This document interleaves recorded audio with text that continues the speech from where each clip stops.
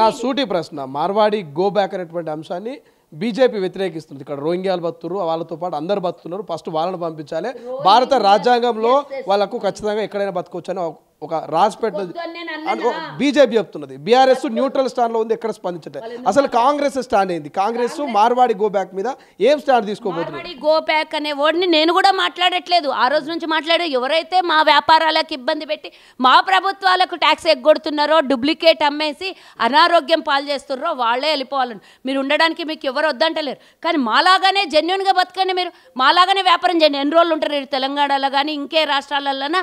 మీరు ఇంత సంపాదించుకున్నది ఎట్లా సంపాదిస్తారో తెలుస్తుంది కదా.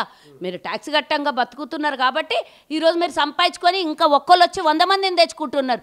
అదే మీరు కూడా మాలాగా ట్యాక్స్ చెల్లించి మాలాగా పండగలు చేసుకొని మాలాగా 10 మందితో రిలేషన్ మెయింటైన్ చేస్తే మీ ఖర్చులు మాకన్నా ఎక్కువైతాయి. మీరు ప్రభుత్వానికి చెల్లించాల్సినటువంటి డబ్బు చెల్లిస్తే 10 మంది నుంచి 2 కూడా ఉన్నోళ్ళు కూడా పారిపోతారు. ఎందుకంటే ఇక్కడ మా అమాయక ప్రజల్ని చూసి మమ్మల్ని అడ్డుకుంటున్నారు. మా ప్రభుత్వం స్టాండ్ ఎవరైనా బతకొచ్చు అని చెప్పారు ఆల్రెడీ. కానీ ఈ ట్యాక్స్లు ఎగ్గొడితే మాత్రం దీని మీద పూర్తిగా సీరియస్ ఉంటామని నిన్న పిసిసి అధ్యక్షులు గారు స్టేట్మెంట్ ఇవ్వడం కూడా జరిగింది.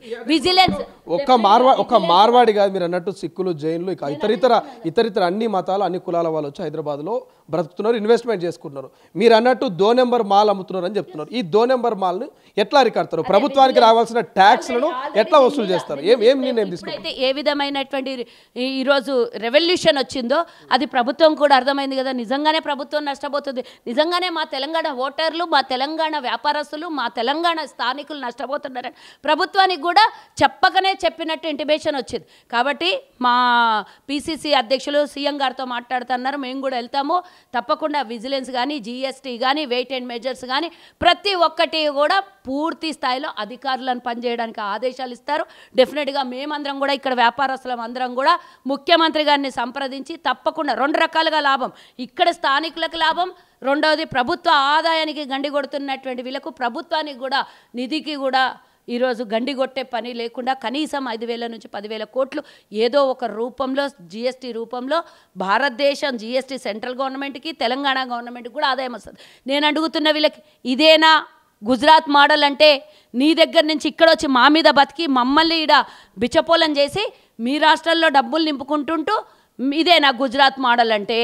మోదీకి అడుగుతున్నా, 20 సంవత్సరాల నుంచి మీరే పరిపాలిస్తున్నారు అక్కడ గుజరాత్లో, మరి అక్కడే శ్రీమంతులు కాకుండా మా రాష్ట్రాల్లో వచ్చి శ్రీమంతులు అయ్యి మా దగ్గర సంపాదించుకున్న డబ్బులు గుజరాత్లో ఇన్వెస్ట్ చేస్తే మీరు ఏమని సందేశం ఇస్తున్నారు?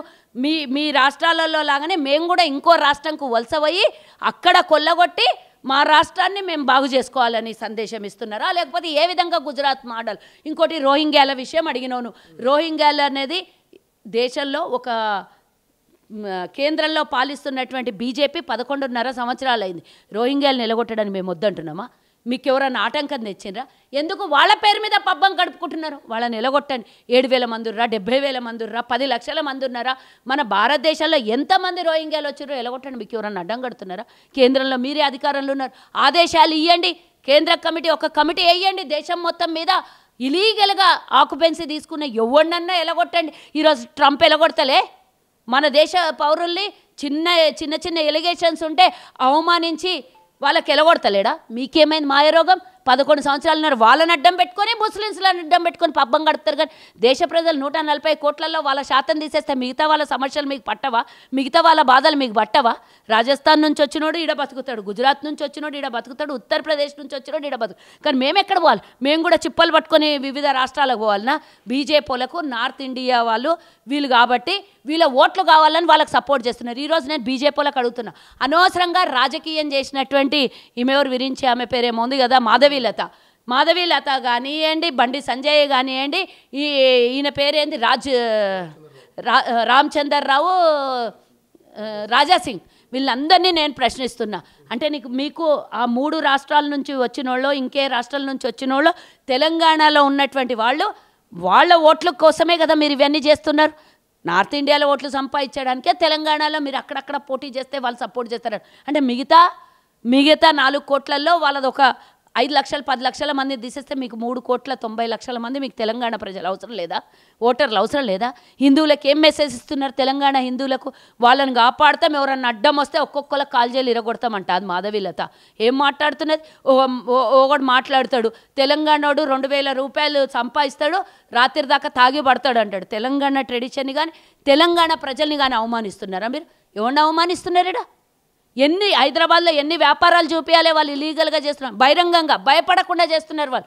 మాకేవాడు అడ్డం ఉన్నాడు, మా కేంద్రంలోనే మా రాష్ట్రం మా ప్రభుత్వం ఉన్నది, మా ఇష్టానుసారంగా మేము బతకొచ్చనే భయం లేకుండా. అసలైన తొలి వెలుగు. ఫాలో వాట్సాప్ @తొలి వెలుగు official.